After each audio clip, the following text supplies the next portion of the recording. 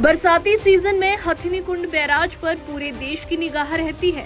खासकर दिल्ली वालों की मुसीबत उस वक्त बढ़ जाती है जब हथिनीकुंड बैराज से डाइवर्ट पानी दिल्ली की तरफ जाता है। यमुना नदी के तटबंधों की हर साल मरम्मत की जाती है ताकि यमुना नदी से सटे गांव प्रभावित ना हो। इससे न सिर्फ गांव बल्कि सैकड़ों किसानों की फसलें भी जलमग्न हो जाती है। लेकिन इस बार यमुनानगर प्रशासन पर तटबंधों के निर्माण कार्यों के दौरान कई तरह के सवाल उठ रहे हैं। आपको बता दें कि एंटी करप्शन सोसाइटी के प्रदेशाध्यक्ष एडवोकेट वरयाम सिंह ने कहा कि तटबंधों की मरम्मत को प्रशासन ने देरी से शुरू किया क्योंकि उनकी मंशा ये रहती है कि बारिश से काम प्रभावित हो जाए और काम का आंकलन ना हो सके।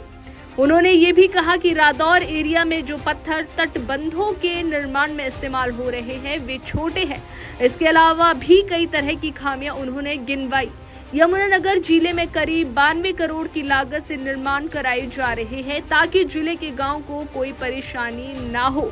पिछले साल बारिश की वजह से हथिनीकुंड बैराज से डाइवर्ट किए गए पानी से कई गांव न सिर्फ जलमग्न हुए थे बल्कि ग्रामीणों का पलायन तक करना पड़ा था। लेकिन इस बार प्रशासन के आधे अधूरे कामों और काम की गुणवत्ता पर उठ रहे सवालों का जवाब क्या फिर मानसून से आने वाली भारी तबाही देगी? इसी पर एंटी करप्शन सोसाइटी प्रदेशाध्यक्ष वरयाम सिंह क्या कुछ कहते हैं वो आप सुनिए। साथ ही डीसी यमुनानगर कैप्टन मनोज कुमार भी क्या कह रहे हैं वो भी सुनिए। देखिएगा, हम इस समय खड़े हैं गुंथला के घाट पर, जहां आप मेरे पीछे देख सकते हैं किस तरह से बाढ़ बचाव का जो कार्य है अभी पत्थर आया है और उधर से बरसाती मौसम भी आने वाला है। देखिएगा, प्रशासन जानबूझ करके इस बाढ़ प्रभावित कार्य को बरसाती सीजन के शुरुआती दौर में शुरू कराता है ताकि किसी प्रकार का कोई इसकी गुणवत्ता कसौटी और इसके मापदंड की जांच ना हो सके, क्योंकि जैसे ही काम शुरू होगा बरसातें शुरू हो जाएंगी, पहाड़ों से बरसाती पानी आएगा और अनन फनन में फिर सारा काम बाढ़ बचाओ कार्यों को दिखाते हुए इसको अनन फनन में कर दिया जाएगा। और करोड़ों रुपए का ये खेल है जो हर वर्ष खेला जाता है और बड़े लेवल से खेला जाता है, लेकिन इसकी आज तक कोई जांच नहीं हुई। मैं आपके माध्यम से हरियाणा सरकार से मांग करता हूं कि पिछले 20 वर्ष में जितना बाढ़ बचाव कार्य किया गया है उसकी जांच की जाए, क्योंकि इतना पैसा 20 वर्ष में लगाया है। अगर इस पैसे को नियम और कायदे से लगाते तो हरियाणा के हथनीकुंड से लेकर के और दिल्ली तक के तटबंध पक्के हो जाने थे। लेकिन प्रशासनिक अधिकारी इस तरह की पॉलिसी को सामने नहीं लाते क्योंकि उनकी अपनी कहीं ना कहीं जो दुकानदारी है वो बंद होती दिखती है और जो जानबूझ करके हरियाणा सरकार के करोड़ों रुपए का जो नुकसान है वो हर वर्ष कराया जाता है, क्योंकि इस पॉलिसी को नियमित पॉलिसी भी बनाया जा सकता है जबकि अस्थायी बाढ़ प्रभाव कार्य के नाम से कार्य किया जाता है।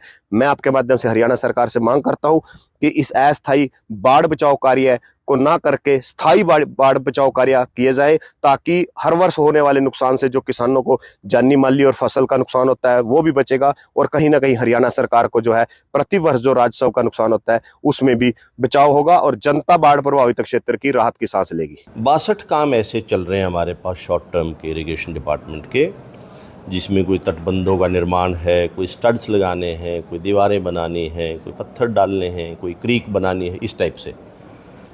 तो उसमें से ये जो इधर जो आपकी रादौर वाली साइड में, हाँ, ये वाले इलाके में कुछ थोड़ा सा काम पेंडिंग है। एक बेलगढ़ वाला काम पेंडिंग है। बेलगढ़ वाला हमें मालूम था कि पेंडिंग रहेगा क्योंकि वो स्टार्ट भी लेट हुआ था और कोई टेंडर्स आ नहीं रहे थे उसके लिए। और उसके बाद चूँकि अवैध खनन वाली चीज़ें काफ़ी चलती थी तो उस पर सख्ती के चलते जो ठीक से काम नहीं कर रहे थे वो कुछ लोग बंद करके चले गए, कुछ भाग गए, कुछ गिरफ्तार हो गए, कुछ को हमने बंद करवाया जिन्होंने झूठे ई रवाना वगैरह काट रखे थे। तो उस वजह से उनको कोई रॉ मटेरियल की भी थोड़ी सी समस्या आई थी। यानी रादौर में जो है ठेकेदार पर आरोप लग रहे हैं कि वो जो पत्थर लगा रहे हैं बहुत छोटा लगा रहे हैं उसमें मैंने अब देखिए आपने ये बात करी, लेकिन मैं इन चीज़ों का ना आपके बताने से पहले ही संज्ञान लेता हूँ और लेता हूँ आप लोगों की रिपोर्टों पर ही।